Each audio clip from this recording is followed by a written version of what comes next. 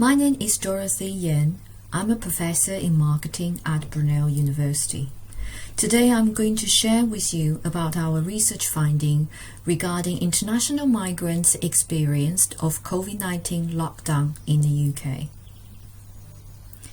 In March 2020, when the pandemic first started in the UK, we noticed that many international migrants were a lot more concerned and stressed than the general British public. We noticed that there were a lot of debates about the use of facial mask and sanitizer. And there were a lot of shared practice about how to best protect yourself against the virus on the social media. The UK government was taking a lot of actions. This included communication campaigns that focus on washing hands, social distancing measures, financial support schemes for companies and employees, and particular advice targeting the more vulnerable groups, including the elderly and people at high risk who are being required to shield. However, we noticed that none of the actions were directed at international migrants, whilst they tend to suffer and struggle to cope more than non-migrants during global pandemics because of their cultural barriers, reduced access to health care and welfare, limited social and often economical capitals, and poorer working conditions. Whilst policymakers have overlooked the challenge faced by international migrants in host countries during the COVID-19 pandemic, we felt it is important that we put our research attention on international migrants in an attempt to increase social justice, integration, and harmony. So we decided to study the coping experience of international migrants living in the UK during the first COVID-19 national lockdown back in 2020. We collected online interviews from 60 Chinese, Italian, and Iranian migrants during April and May 2020.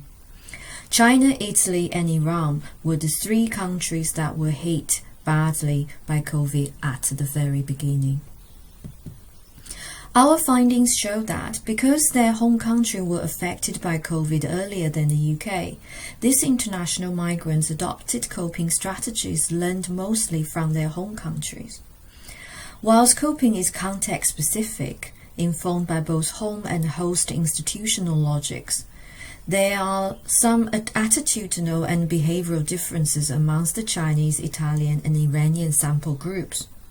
However, pretty much all of the 60 participants advocated the mask-wearing behavior and were super vigilant in sanitizing their shopping goods, and they exercised strict household cleaning routines. Nevertheless, some coping strategies learned from their home country, such as mask-wearing, triggered negative responses in the UK. Because at the time, the UK government had advised people not to wear face masks, and only those who were unwell were supposed to wear masks when in public. Whilst the government's advice contradicts against the practice advocated at home, it provoked unexpected new worries amongst the migrants.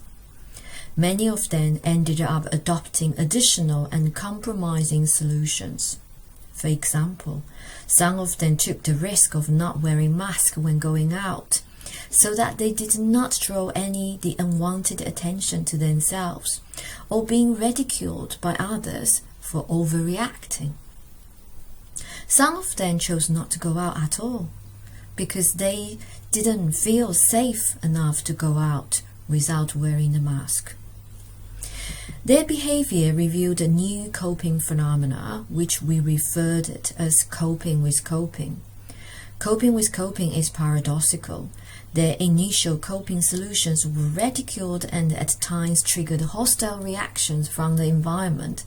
Hence, they had to readjust and exercise the alternative and compromising solutions, which were not perfect either. The fact that migrants had to engage in coping with coping reinforced their position as marginalized citizens. Please read our paper if you are interested in finding out more about international migrants' coping experience during COVID-19 lockdown in the UK. For government policymakers, we offer clear policy recommendations to be considered for better social justice and inclusion. Thank you for watching our video abstract.